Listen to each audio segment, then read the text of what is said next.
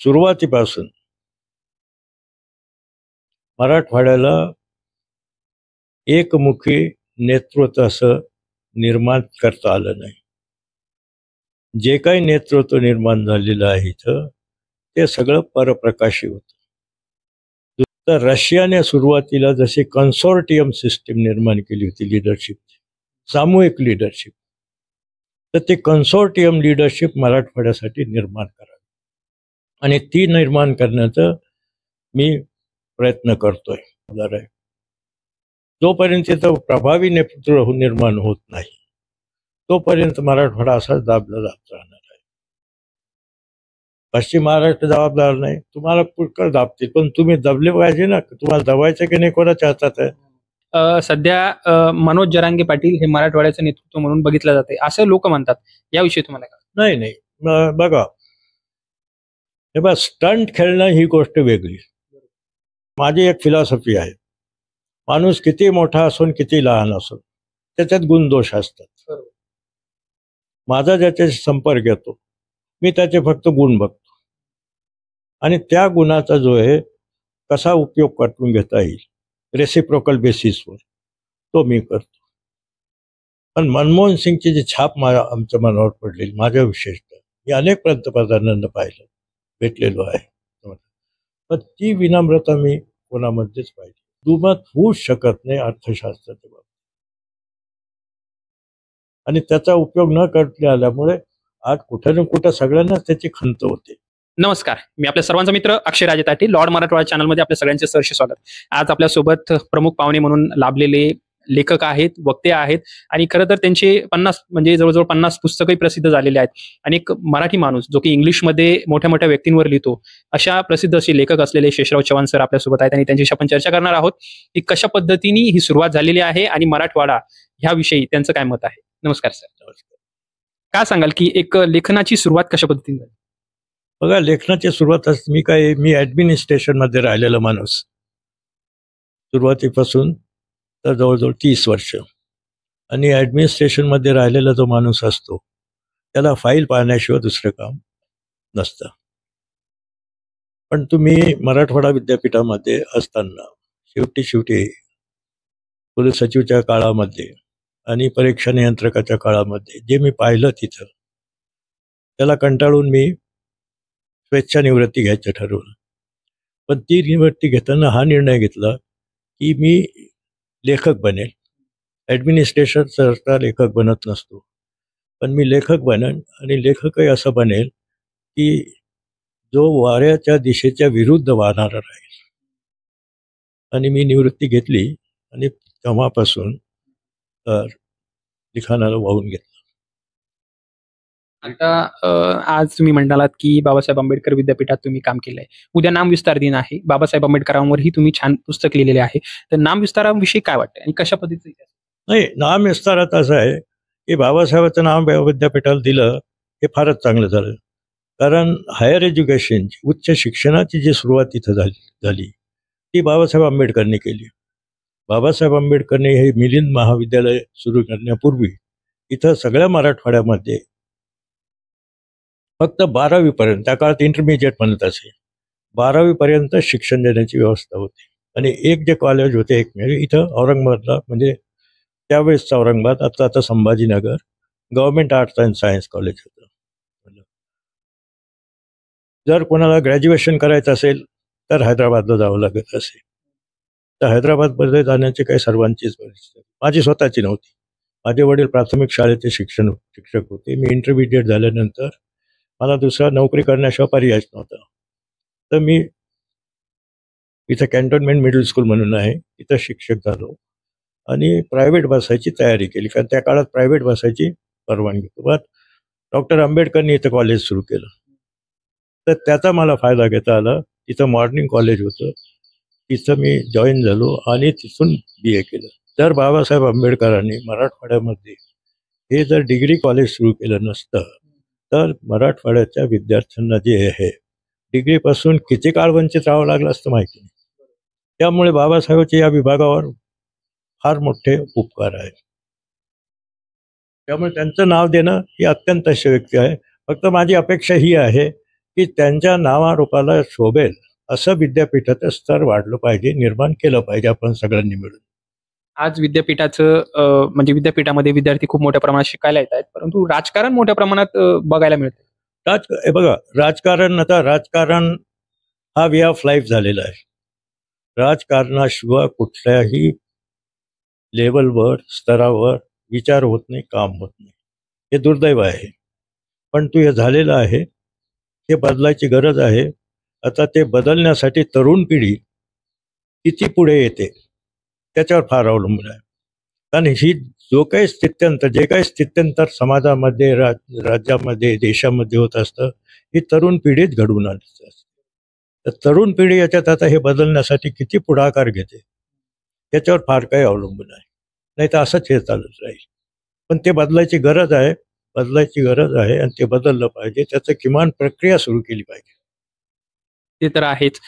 सध्या मराठवाड्याचं राजकारण खूप गलिच्छ झाले. आता राजकारणावर खूप प्रभाव आहे. मराठवाड्यातलं राजकारण आहे, त्यात मास लीडर असा अवेलेबल दिसत नाहीये. त्याविषयी नाही आहे ना, मराठवाड्याला लीडरच निर्माण झालेले नाही. मराठवाड्याच्या लिडरशिप बद्दल माझे फार स्पष्ट विचार आहे. सुरुवातीपासून मराठवाड्याला एकमुखी नेतृत्व असं निर्माण करता आलं नाही. जे काही नेतृत्व निर्माण झालेलं आहे इथं, ते सगळं परप्रकाशी होतं.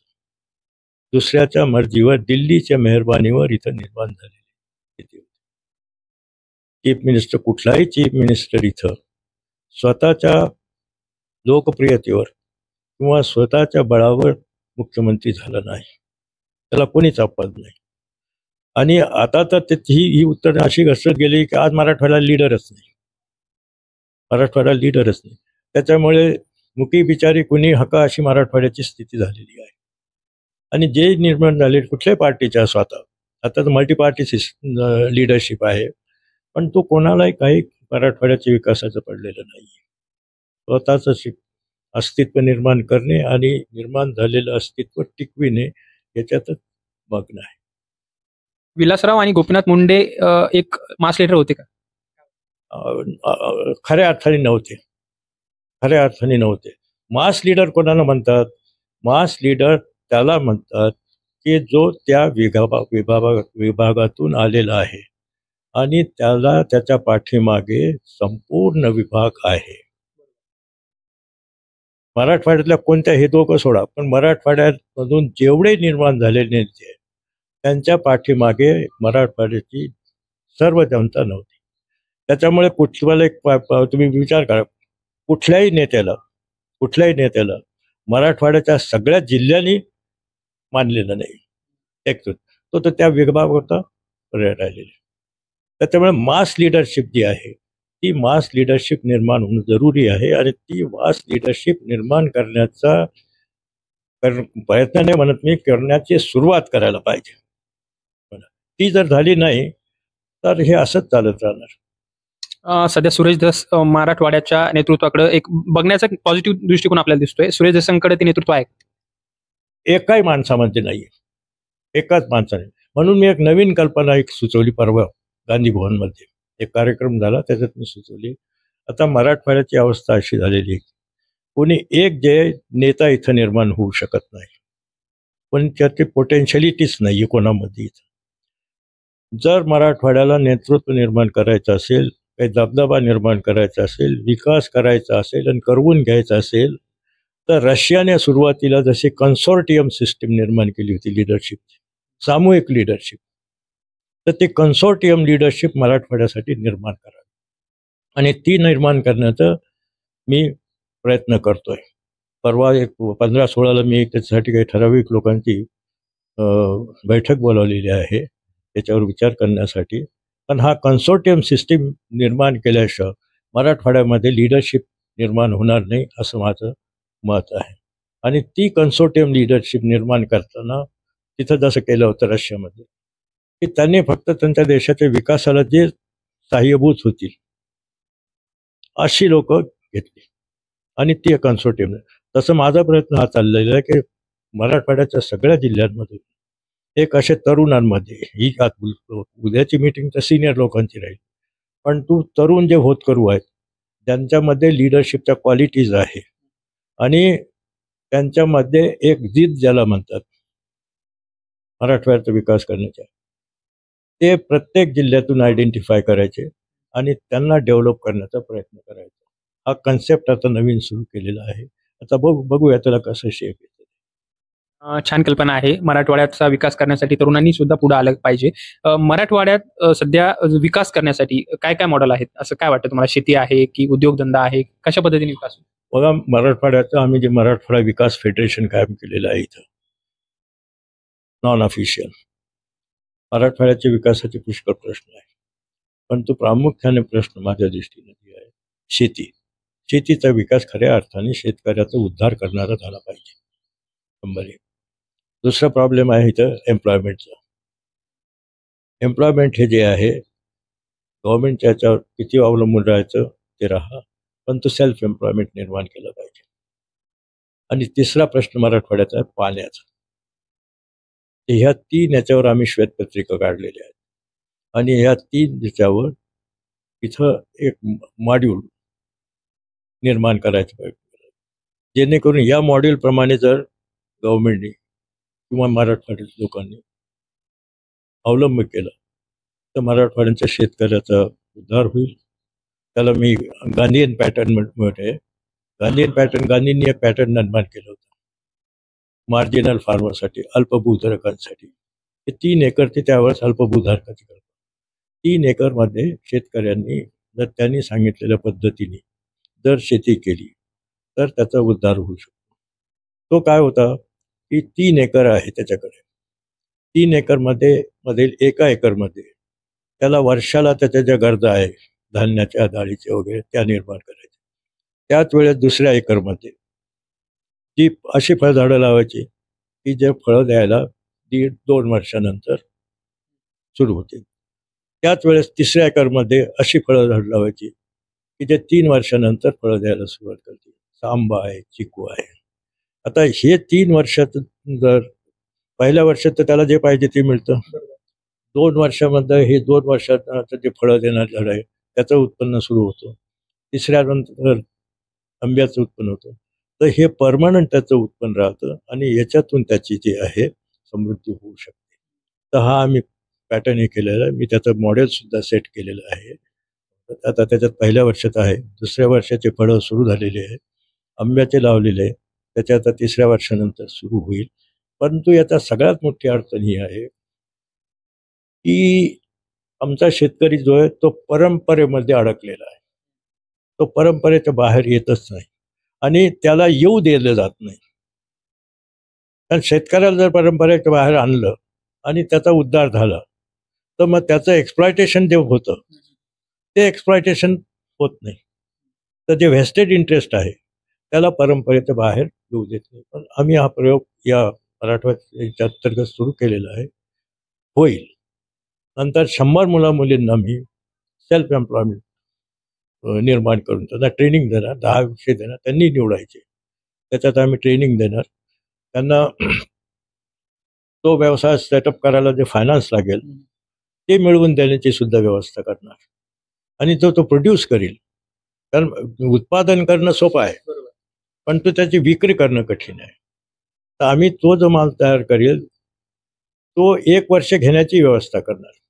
1 वर्षानंतर त्यांनी त्याचं सेटअप. तर असं हे दुसरं मॉडेल एक चाललेलं आहे तिथं. तिसरं पाण्याचा आता जो प्रश्न आहे त्याच्यावर आता काही तज्ज्ञांबरोबर घेतलेलं आहे. तर ते आता त्या श्वेतपत्रिकेप्रमाणे सुरू करायचं चाललेलं आहे. निश्चितच म्हणजे पाणी असेल, शेती असेल आणि उद्योग असेल याविषयी तुम्ही पूर्ण काम करतायत. सध्या मराठवाड्याला मागास ठेवण्यासाठी जे जबाबदार लोक आहेत ते पश्चिम महाराष्ट्र आहे की सरकार आहे की इथलेच लोक आहेत? इथलेच लोक आहेत. इथलेच लोक आहेत. इथले नेतृत्व जबाबदार आहे. जोपर्यंत इथं प्रभावी नेतृत्व निर्माण होत नाही तोपर्यंत मराठवाडा असाच दाबला जात राहणार आहे. पश्चिम महाराष्ट्र जबाबदार नाही, तुम्हाला पुष्कळ दाबतील, पण तुम्ही दबले पाहिजे ना. तुम्हाला दबायचं की नाही कोणाच्या हातात आहे? तुमच्या हातात आहे. तर तुम्ही तसं नेतृत्व निर्माण करा ना. ते झालं तर मग होईल. इथलं नेतृत्व तयार होण्यासाठी काय काय आवश्यक आहे, म्हणजे काय वाटतं तुम्हाला? नेतृत्व इथं तुम्हाला जर तयार करायचं असेल तर हे सध्याची जी नेतृत्व आहे एक तर त्यांना तुमचं काय म्हणतात त्याला मानसिकता बदलायची तयारी ठेवायला पाहिजे. मानसिकता बदलायची म्हणजे कशी, की तुम्ही नेते झालात, आता तुम्हाला तुमच्या विकासाऐवजी मराठवाड्याच्या विकासाचाच ध्यास लागला पाहिजे आणि तो करण्यासाठी मग तुम्ही सगळी तुमची प्रतिष्ठा पणाला लावायला पाहिजे. पण आज मला मराठवाड्यामध्ये फारच स्पष्ट सांगायचं, कुठल्याही पार्टीमध्ये एकही नेता जो अधिकार आहे त्याच्यामध्ये ही कॅपॅसिटी आहे. मला नवीन नेतृत्वच निर्माण करावं लागेल आणि ते नवीन नेतृत्व निर्माण करण्याच्या ह्या कन्सोर्टियमतर्फे मी प्रयत्न सुरू केलेला आहे. आता याच्यात काही चांगले लोक माझ्याबरोबर जुळलेली आहेत की ज्यांची इच्छा आहे, कॅपॅसिटी आहे, पण त्यांना जसं ही नेतृत्व दाबून ठेवतो, वाव देत नाही, तर त्यांना वाव देऊन पुढे आणण्याचा प्रयत्न या कन्सोर्टियमतर्फे आम्ही करणार आहोत. ते जर झालं, आज नाही होणार, वर्ष 2 वर्ष 5 पुढच्या इलेक्शनमध्ये तर निश्चित होऊ शकतं ही मला खात्री आहे. क्या बात आहे. सध्या मनोज जरांगे पाटील हे मराठवाड्याचं नेतृत्व म्हणून बघितलं जाते असं लोक म्हणतात, याविषयी तुम्हाला काय? नाही बघा, हे बघा, स्टंट खेळणं ही गोष्ट वेगळी आणि सातत्याने जे काम आपण हाती घेतलेले ते यशस्वी होईल याची खात्री ठेवणं, या 2 गोष्टी वेगळ्या आहेत. समजलं? रिझर्वेशनचा मी मागे सांगितलं होतं, रिझर्वेशनचा प्रश्न हा आहे, हा कॉन्स्टिट्यूशनल प्रश्न आहे. कॉन्स्टिट्यूशन प्रमाणे जोपर्यंत त्याच्यामध्ये तुम्ही बदल घडवून आणते, तुम्ही काही करा रिझर्वेशन होत. तुम्ही स्टंट निर्माण कराल. जरांग्याचं कौतुक एक करण्यासारखं आहे की त्यांनी मराठा समाज जो लाखोंनी स्वतःच्या पाठीमागे उभा केला, ते कुठलंही नेतृत्व करू शकलो नाही. पण तो त्यांना हे समजलं नाही की कुठं सुरू करावं, सुरू केलं पण कुठं थांबावं हे समजलं त्यांना, आणि त्याच्यामुळे आता हे आंदोलन जे आहे हे भरकटलं आहे. मराठवाड्यातील मराठा आरक्षण भेटू शकतं का? नाही भेटू शकत. ती सांगितलं ना, जोपर्यंत तुम्ही त्याच्यामध्ये कॉन्स्टिट्यूशनल बदल करत नाही तोपर्यंत भेटू शकत नाही. आणि कॉन्स्टिट्यूशनमध्ये अमेंडमेंट करण्याचं ठराविक प्रोसिजर आहे, ते प्रोसिजर फॉलो केलं तर होऊ शकतं, पण ते प्रोसिजर कोणी फॉलो करत नाही. आणि दुसरी गोष्ट आहे की कॉन्स्टिट्यूशनमध्ये अमेंड करायला पार्लमेंटचं हे पाहिजे. आता तिथं मराठा ते किती करू शकतात, ते एक 8-10 हे जेव्हा आंदोलन सुरू झालं 7-8 वर्षापूर्वी, 10 वर्ष झाले असतील, तर माझ्याकडे काही सगळे याचे लोक आले होते. तर मी त्यांना काय सांगितलं की तुम्ही वेगवेगळे प्लॅटफॉर्म रिझर्वेशनसाठी निर्माण करणे होते, तुम्ही एक फेडरेशन कायम करा, तुमच्या प्लॅटफॉर्मवर जे काम चाललंय ते चालू द्या, पण तो रिझर्वेशनच्यासाठी तुम्ही एक मुख्य आवाहन करा की आमचे इतकेच काय संघटना आहेत, आमचे काम, पण रिझर्वेशनच्या बाबतीत आम्ही एक आहोत. असं एकत्र केलं तर दबाव पडेल आणि काहीतरी होईल. पण तुम्ही प्रत्येक जण तुमच्या प्लॅटफॉर्मवर करता, ते डिवायडेड एनर्जी होते, त्याचा परिणाम होत नाही. आणि हा मला तरी आजही माझं मत अगदी स्पष्ट आहे की जोपर्यंत कॉन्स्टिट्यूशनल प्रोव्हिजनचा अवलंब केला जात नाही तोपर्यंत रिझर्वेशन मिळणार नाही. सध्या तुम्ही आता पुस्तक लिहिले आहेत, नरेंद्र मोदीवर लिहिलं आहे, शरद पवारवर लिहिलेलं आहे, तर हे पुस्तक लिहिल्यानंतर त्यांच्या काय भावना होतात त्यांच्याशी? हो का, ते आता शरद पवारचे माझे संबंध चांगले, कारण ते बघा, माझी एक फिलॉसॉफी आहे, माणूस किती मोठा असून किती लहान असून त्याच्यात गुणदोष असतात. माझा ज्याच्याशी संपर्क येतो मी त्याचे फक्त गुण बघतो आणि त्या गुणाचा जो आहे कसा उपयोग करून घेता येईल रेसिप्रोकल बेसिसवर तो मी करतो. त्याच्यामुळे आता शरद पवारचं एक माझी 1 वर्षापूर्वी 1.5 वर्षापूर्वी एक मुंबईला बैठक झाली. त्यांच्या बैठकी होतच राहतात, पण मुंबईला झाली होती. तुम्ही होता की नाही माहीत नाही त्या इथं. तर असा एक प्रश्न आला तिथं की बाबा आपण काहीतरी हे जे मी आता सांगितलं मराठवाड्यात विकासाच्या दृष्टीने त्याच्यात काहीतरी करावं म्हणून. तर मी म्हटलं बा करण्यासारखं पुष्कळ आहे, जसं शिक्षणामध्ये आहे, शेतीमध्ये आहे, एम्प्लॉयमेंटमध्ये आहे, पण तू हे करायची जेन्युइन इच्छा पाहिजे. तर मग असं आलं की बा याच्यात काहीतरी इथं मी बैठकी ठेवावं, काही समविचार बोलावं. तर मी म्हटलं मी 4 बैठकी करतो इथं 2 दिवस तुम्ही या, तुम्ही ॲड्रेस करा कमिटी, आणि त्याच्यातून काही आपल्याला घडवता येईल का आपण बघूया म्हणून. त्यांनी मान्य केलं, येतो म्हणून. पण म्हटलं माझी एक अट आहे. अट ही आहे की मी त्या बैठकीमध्ये तुमच्या कुठल्याही कार्यकर्त्याला येऊ देणार नाही. का बरं, का बरं? मी म्हटलं बा ह्या कामासाठी माझा जो दृष्टिकोन आहे त्याच्यासाठी त्यांचा काही उपयोग नाही. ते नुसते येतील, ऐकतील, जातील. काही जर करायचं असेल तर ते नाही आले पाहिजे. त्यांनी मान्य केलं. म्हणून आम्ही इथं 2 दिवस, म्हणजे वर्ष झालं त्याला, वर्ष होऊन गेलं, 2 दिवस मीटिंग घेतल्या हेच शिक्षणाच्या याच्यावर, या 4 विषयावर. आणि त्यांच्याबरोबर नेहमीचा गराडा असतो. सगळे लोक बाहेर बसले. एक हॉलमध्ये त्यांची बसायची व्यवस्था केली, तिथं बसले. एकही माणूस आम्ही आत येऊ दिला. चर्चा झाली. शिक्षणाचा विषय निघाला. शिक्षणाच्या याच्यात मी म्हटलं शिक्षणामध्ये जो भ्रष्टाचार चाललेला आहे तो जोपर्यंत काढणार नाही तोपर्यंत शिक्षणाचं स्तर जे आहे वाढणार नाही. आणि तो भ्रष्टाचार झाला आहे रिक्रुटमेंटमध्ये, प्राध्यापकाच्या नियुक्तीमध्ये. माझ्या माहितीप्रमाणे 30 ते 40 लाख रुपये घेतले जातात प्राध्यापकाच्या भरती. तर तिथं ऑडियन्समधून कोण सांगितलं, प्राचार्य होते रिटायर्ड, नाही म्हणे तुमची माहिती नाही बरोबर म्हणून. मला वाटतं मी काय ते जास्त बोलू. नाही म्हणे सध्याच्या घडीला 1 कोटी चाललेलं आहे शिक्षकाच्या नियुक्ती. म्हटलं शरदराव ही परिस्थिती आहे. आता हे आपण ॲट ए टाइम थांबवू शकत नाही. आकाश फाटलेलं दिसतंय.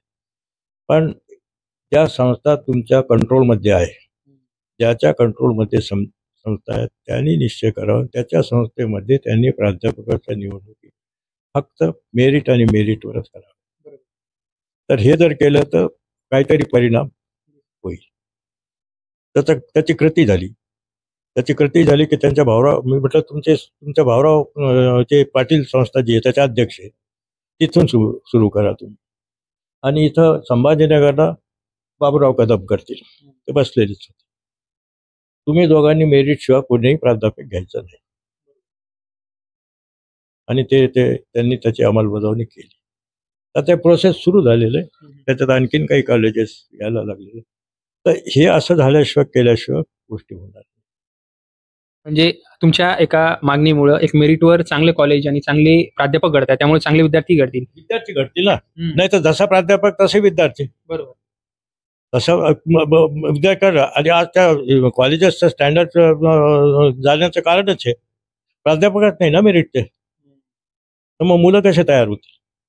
आता सध्या ट्युशनचा जो हे वाढलेला आहे, क्रेज वाढलेली आहे, ती कुठेतरी कमी होते. ते याच्यामुळेच ट्युशन क्रेज कशाला वाढलेली आहे की कॉलेजेसमध्ये जे शिक्षण द्यायला दिलं जातं, कॉलेजमध्ये विद्यार्थी रजिस्ट्रेशन करतो परीक्षेला बसण्यासाठी, पण कॉलेजशिवाय परीक्षेला बसता येत नाही.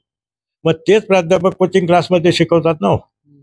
पण त्यांनी जर तेच कॉलेजमध्ये त्या पद्धतीने शिकवलं तर कोचिंग क्लासेसची गरज काय. कोचिंग क्लासेस हे मिनिटिंग ऑफ मनी झालेले आहेत. कॉलेजपेक्षा जास्त विद्यार्थ्यांची संख्या तिथं असते. किती फीस देतात माझ्यापेक्षा तुम्हाला जास्त माहिती असेल. देऊन तिथं जातात, ते करतात. तर जोपर्यंत कॉलेजमध्ये बरोबर दिलं जात नाही शिक्षण, त्या कोचिंग क्लासेस बंद होणार. कोचिंग क्लास कोचिंग क्लासेस बंद करायचे असतील तर कॉलेजमध्ये शिकवा. कॉलेजमध्ये शिकवायचं जात नसेल तर कोचिंग क्लासेस होणार. बरोबर. आणि कुठेतरी एक शिक्षणात पण आपली क्रांती घडू शकते. नरेंद्र मोदींसोबत तुमची चर्चा झाली होती? नाही, नरेंद्र मोदीला मी प्रत्यक्ष भेटलेलो नाही. माझं त्यांनी एक पुस्तक रिलीज केलं सरदार पटेलवर लिहिलेलं, पण तुम्ही त्या कार्यक्रमाला गेलो नाही. परंतु मी आता तुम्हाला सांगितलं प्रत्येक माणसामध्ये गुणदोष आहेत. माझा ज्यांच्याशी संपर्क येतो त्यांना मी सांगतो की बा इथं तुमचं माझं साम्य आहे, इथं आपण बरोबर काम करू. इथं मतभेदाचे विषय त्याच्यावर बोलायचे, तुम्ही बोलायचं नाही, मी बोलणार. त्याच्यामुळे आता नरेंद्र मोदीवर 2 पुस्तकं लिहिली. एक तर काय ते स्वयंसेवक टू प्रधानसेवक, पूर्वी लिहिलं, जवळ 300 पानाचं पुस्तक. आता लेटेस्ट मी म्हणजे ही इलेक्शनचे रिझल्ट लावल्यानंतर लिहिलं, BJP पडल्यानंतर छोटंसं. तर त्याच्यात मी हे केलं की बा आता नरेंद्र मोदीला या इलेक्शननी 18व्या लोकसभेमध्ये जमिनीवर आणलं. जो 400 पारच्या घोषणा करत होता त्या 274 वर आल्या. तर हे का झालं, कसं झालं, हे मी त्याच्यात दिलेलं आहे. माझ्याजवळ कॉपी असेल तर मी देतो तुम्हाला ती. आणि दुसरा एक आणखीन त्याचा मोठा जो मी सरदार सरोवर जे बांधलं गेलं ते नरेंद्र मोदीमुळेच पूर्ण होऊ शकतं. नरेंद्र मोदींनी ते 3 वर्षामध्ये पूर्ण केलं. 14ला त्यांनी प्राईम मिनिस्टरचा चार्ज घेतला, 17ला त्यांनी लोकार्पण केलं. आणि हे सरदार सरोवरचा पायाभरणी सोहळा, ही कल्पना 1946 मध्ये सरदार पटेलनी काढलेली होती.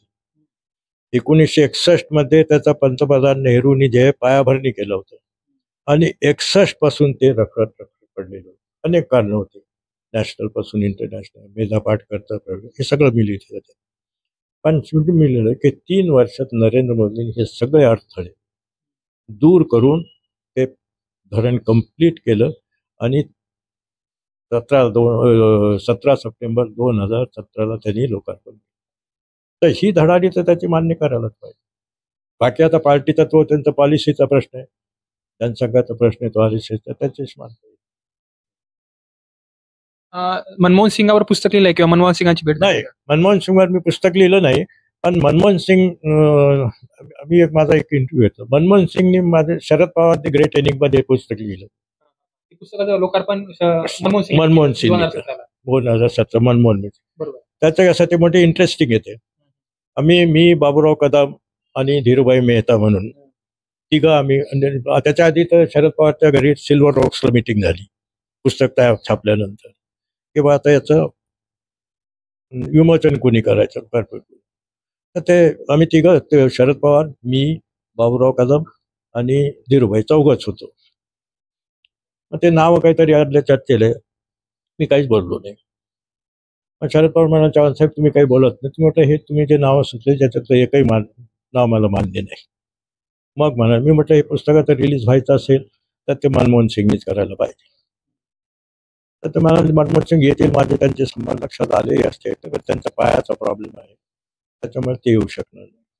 ते मी म्हटलं तुम्ही आमची त्यांची अपॉइंटमेंट फक्त घडवून द्या, पुढचं मी बघतो. मग त्यांनी लगेच फोन लावला, मनमोहन सिंगची अपॉइंटमेंट आमची डेट फिक्स करून दिली. त्या दिवशी आम्ही बाबूराव, मी आणि धीरूभाई गेलो. मनमोहन सिंग ते शेजारीच राहतात. आधी शरद पवारकडे गेलो, तुम्हाला जाऊन या म्हणाले, पण ते येतील की म्हटलं तुम्ही परत मी आल्यानंतर बोला. आम्ही गेलो बाबा. गेल्यानंतर ते सिक्युरिटीने पाठवलं. मनमोहन सिंग सारखा तुम्हाला सांगतो विनम्र माणूस मी आयुष्यात पाहिला नाही. पंतप्रधान राहिलेला माणूस. आम्ही त्यांच्या कोठीवर पोहोचलो तर ते पोर्चमध्ये आम्हाला रिसीव्ह करायला उभे होते, स्वतः मनमोहन सिंग. आम्हाला ड्रॉइंग रूम मध्ये घेऊन गेले, येण्याचं प्रयोजन विचारलं, मी ते पुस्तक त्यांचे चाललं, म्हणाले मुझे चौहान जी, मुझे शरद जी के बारे में बहुत आदर है और मुझे खुशी होती ये रिलीज करने में, लेकिन मेरे पैर के कारण मैं नहीं आ सकता. ठीक आहे म्हटलं, कोई बात नाही. आम्ही बसलो, चहा आला, पुढे इतर तुझ्या गप्पा आल्या. चहा आल्यानंतर दुसरा शॉक आम्हाला बसला, आणि स्वतः आमच्या तिघांच्या हातात कप दिले नव्हते, म्हणजे स्वतः वाढलं, म्हणजे त्यांनी सर्व केले तिघांचे, धीरूभाईच्या, मी आणि अंकुश. हा शॉक झाला आमचा. चहा झाला, तर ते मला चव्हाण जी माफ कीजिए की मैं नहीं आ सकता. म्हटलं कोई बात नाही, आम्ही सगळे उभं होतो, कोई बात नाही. म्हटलं मैं क्या कहता हूँ वो सुन लीजिए. मी म्हटलं, doctor Manmohan Singh, if at all this book is to be release, it shall be release at your hand, otherwise I will not release it. सांगितलं. तर हे मी माझ्या टोनमध्ये सांगितलं. ते हे झाले, चव्हाणजी, you have left me with no alternative, but would you agree with my convenience? Well, of course, but that has to be before the end of this year. मग त्याने ते बोलावलं, बाबा गेलं आणि 23 तारीख दिली डिसेंबरची. चला आम्ही तारीख घेऊन आलो. शरद पवार वाट पाहतच होते. तर ते गेल्या गेल्या ते धीरूभाई म्हणाले, चौहान जी का शिक्षा का काम आ गया, मनमोहन सिंह ने आने का कबूल किया. 23 तारीख दी आहे. झालं. आम्ही शरद पवारला सांगितलं मी की आता ते आमचं काम झालंय, आता त्यांना कसं आणायचं काय करायचं ते तुमचं काम, आम्ही चाललो. मग ते पुस्तक अर्थात शरद पवारच्या विषयी त्यांना जो आदर आणि आपुलकी होती ते कारण आहे. शरद पवारच्या विषयी मनमोहन सिंगच्या मनामध्ये जो आदर प्रत्यक्ष आम्ही पाहिला त्या दिवशी, म्हणलं त्याला तोड नाही. तर आले, स्पेशल पेनने आले, पुस्तक रिलीज केलं आणि स्पेशल पेन. पण मनमोहन सिंगची जी छाप आमच्या मनावर पडली, माझ्या विशेषतः, मी अनेक पंतप्रधानांना पाहिलं, भेटलेलो आहे, पण ती विनम्रता मी कोणामध्येच पाहिली. इतका विनम्र. आणि येताना परत पोर्टपर्यंत आला नव्हता सोडायला.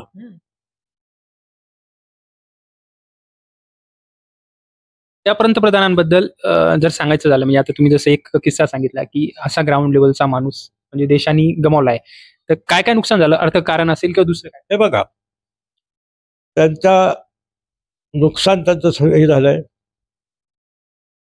आर्थिक नुकसान, देशाची आर्थिक जी त्या काळामध्ये जे आर्थिक विघटन झालेलं होतं ते पुन्हा स्थापित केलं, ते त्यांच्यामुळे होऊ शकतं. दुसरी गोष्ट ही की त्यांच्या अर्थविषयक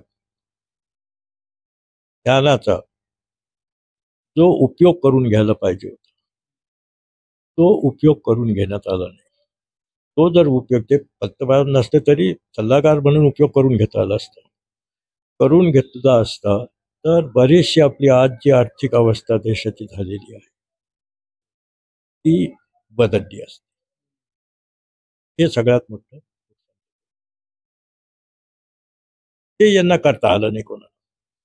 आणि त्यांनी एक त्याच्याविषयी बघा, त्यांचा एक प्रेस ॲडवायझर होता बारू म्हणून, संजय बारू.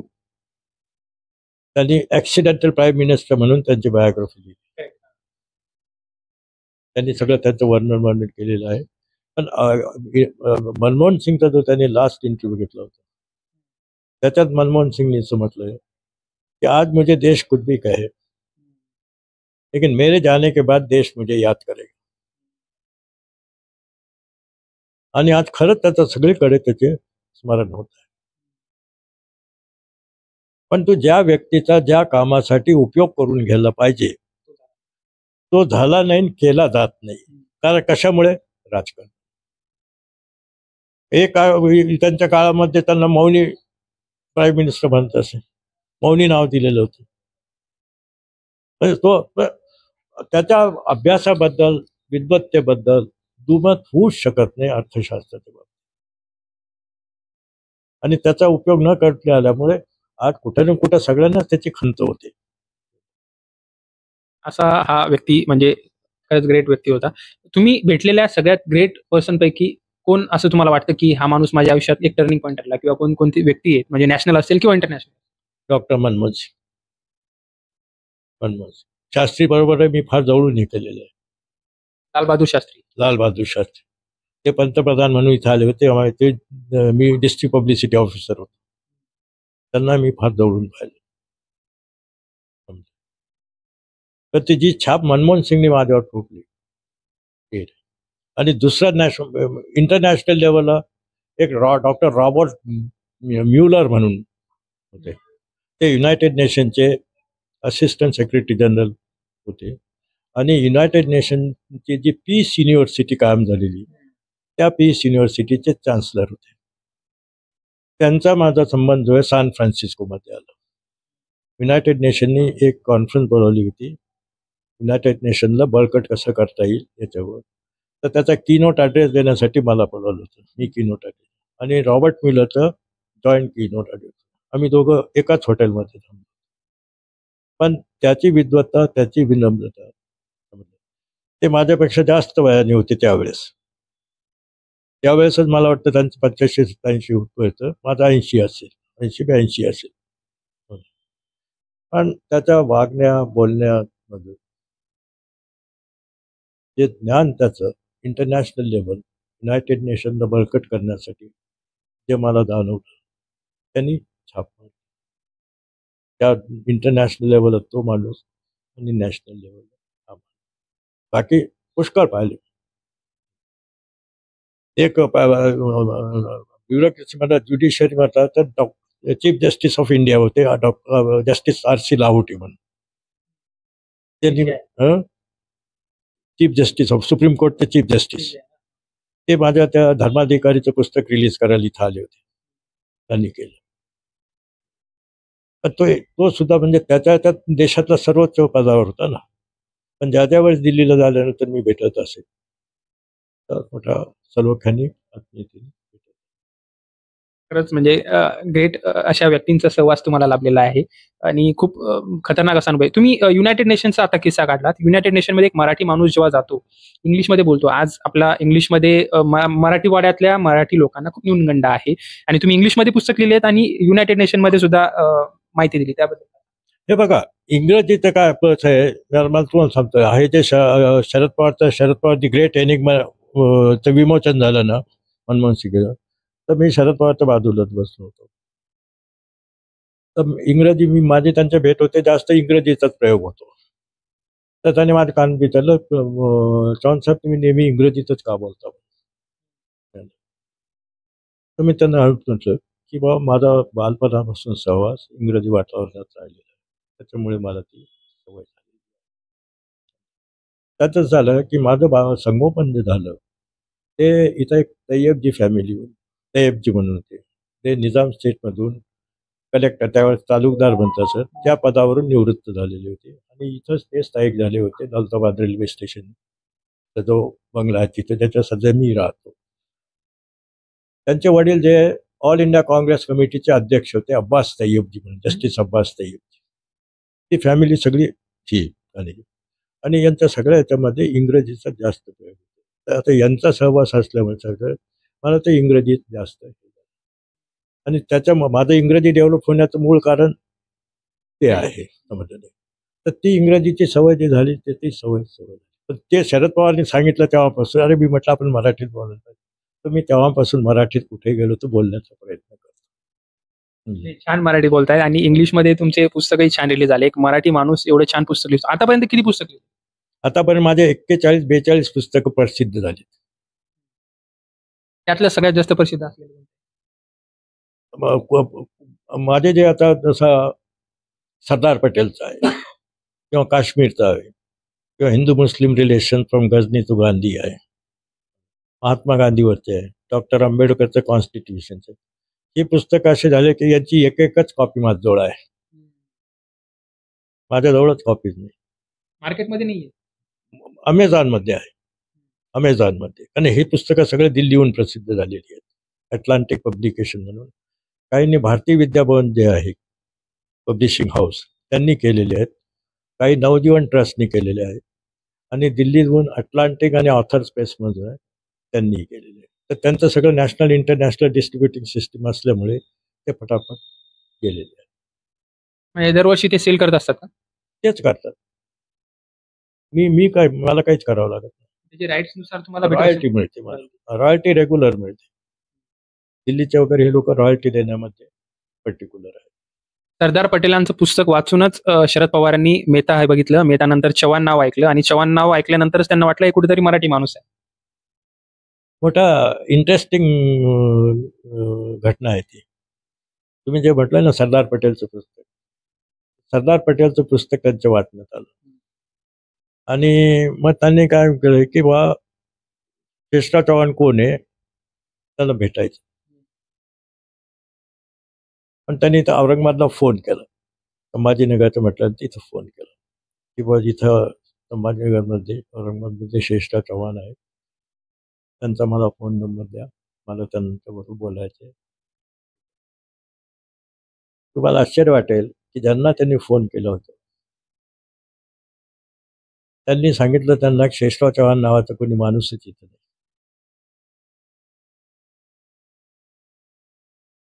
मग त्यांनी धीरूभाईला फोन केला, मेहताला, जे माझे को ऑथर होते, त्यांना फोन केला. ते मसुरीला होते त्यावेळेस. मला शेषराव चव्हाणला भेटायचं.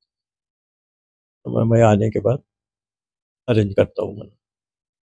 मग ते आल्यानंतर त्यांचा फोन आला की वो शरद पवार आपको मिलना चाहते हैं, कब मिलेगा.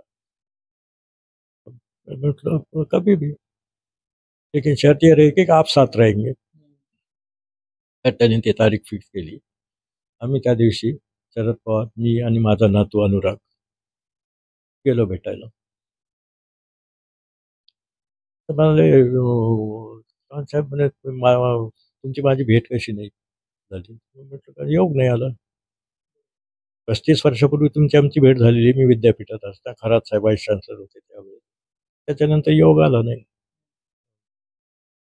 नाही म्हणे माझा स्वभाव असा आहे की साहित्यकांबरोबर, लेखकांबरोबर, विचारवंताबरोबर सहसा मी सहवास ठेवतो.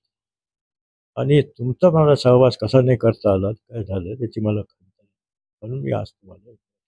आणि हे त्यांनी इथं जे भाषण केलं मनमोहन सिंगच्या त्या ह्याच्यावर, हे सगळं त्यांनी त्या भेटीबद्दल म्हटलेले ते विचार. अशी आमची शरद पवारची भेट झाली. तेव्हापासून मात्र सातत्य चालू. आता पुष्कळ लोक अचंबित होतात किंवा शरद पवार तर तुमचं जमतं कसं, त्यांचे विचार वेगळे, तुमचे म्हटलं त्याचं ते हे हा फॉर्म्युला आहे माझा फक्त पॉझिटिव्ह आहे. पॉझिटिव्ह. तर ते चालत आले. हा किस्सा काही संपणार नाही आणि खरंच खूप जबरदस्त असं हे व्यक्तिमत्व आहे. आपण सध्या इथंच थांबूयात आणि नक्कीच सरांकडनं असे अनेक मार्गदर्शन आपण घेत राहू. सरांनी आज जो मराठवाड्याचा मास लीडर बनण्यासाठी जे मांडलेलं आहे, त्याच्यानंतर त्यांनी जे त्यांचे अनुभव सांगितलेले आहेत, मोठ्या मोठ्या लोकांबरोबर असलेलं जेव्हा सर भेटतात आणि त्यांची एकच क्वालिटी आहे ग्राउंड लेवलवर असणारे सामान्य व्यक्ती. जसं त्यांनी मनमोहन सिंगांबद्दल सांगितलं की एक मनमोहन सिंग व्यक्तिमत्व कसं होतं, एक सर्वसामान्य माणूस जरी गेला तरी त्याच्याशी कशी ट्रीट करायचं, हे मोठं लोकांचं व्यक्तिमत्व सरांकडनं आज आपल्याला समजायला भेटलं.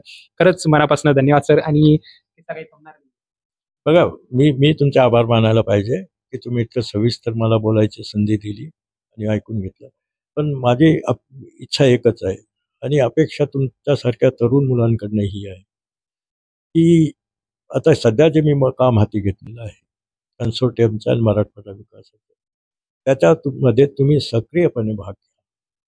तुमच्यावर जबाबदारी काही टाकली जाईल, ती जबाबदारी स्वीकारा आणि आपले सगळे मिळून मराठवाड्याच्या विकासासाठी जो काही हातभार लावणे शक्य आहे तो हातभार आपण लावावं अशी माझी तुमच्याकडनं अपेक्षा आहे. निश्चितच लॉर्ड मराठवाडा चॅनल सदैव आपल्या सोबत आहे आणि मराठवाड्याचा विकास व्हावा यासाठी मी तर सदैव असणारच आणि आमचा मराठवाडा नक्कीच तुमच्या सोबत असणार. Thank you very very much.